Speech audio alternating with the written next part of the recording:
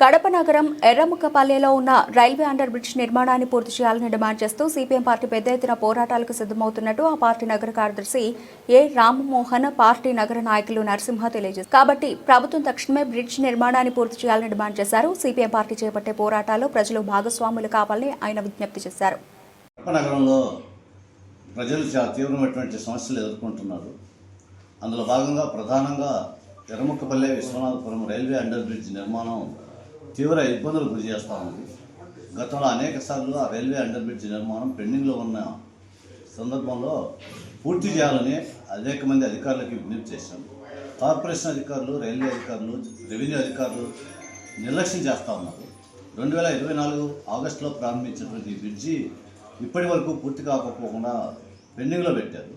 దీనికి ప్రధాన కారణం విశ్వనాథపురం వైపు ఉన్నటువంటి భూమిని సేకరించి వాళ్ళకి పరిహారం ఇచ్చి వాళ్ళని ఖాళీ చేయించడానికి అధికారుల యంత్రాంగం సీరియస్గా ప్రయత్నం చేయట్లేదు. ప్రజలేమో మేము ఖాళీ చేయడానికి సిద్ధంగా ఉన్నాం, ప్రభుత్వం మాకు పరిహారం ఇవ్వాలని చెప్పి అడుగుతూ ఉన్నారు. కానీ పరిహారం ఇవ్వడానికి ప్రభుత్వం దగ్గర డబ్బులు లేవని సాకులు చెప్తున్నారు. వందల వేల కోట్ల రూపాయలు ఖర్చు పెట్టినటువంటి కార్పొరేషన్ యంత్రాంగం, రెవెన్యూ అధికారులు, రైల్వే అధికారులు ఈ బ్రిడ్జి నిర్మాణానికి ఎందుకు నిధులు కేటాయించడంలో నిర్లక్ష్యం చేస్తున్నారని సిపిఎంగా మేము అడుగుతా ఉన్నాం. ఈ సమస్య పరిష్కారం కోసం సిపిఎం పార్టీ ఆధ్వర్యంలో రైల్వే అండర్ బ్రిడ్జ్ దగ్గర ఆందోళన చేశాము. అక్కడ సంతకాల సేకరణ కూడా ప్రజల నుంచి పెద్ద ఎత్తున సేకరించాము. సంతకాల సేకరణ కాపీలు జిల్లా కలెక్టర్ గారికి కూడా అందజేశాము.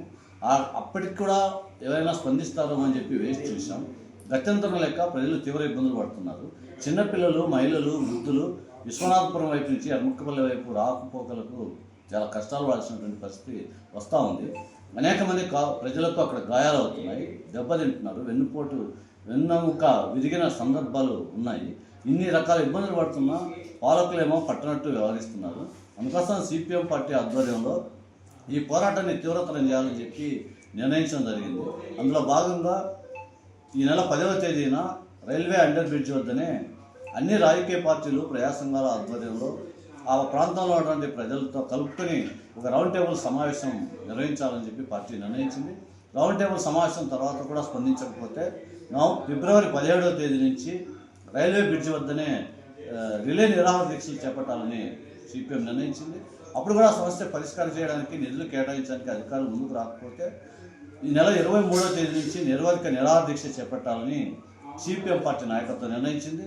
ఈ నిర్వధిక దీక్ష సందర్భంగా ప్రజానికం నుంచి పెద్ద ఎత్తున అండగా నిలవాలని చెప్పి మేము విజ్ఞప్తి చేస్తున్నాం.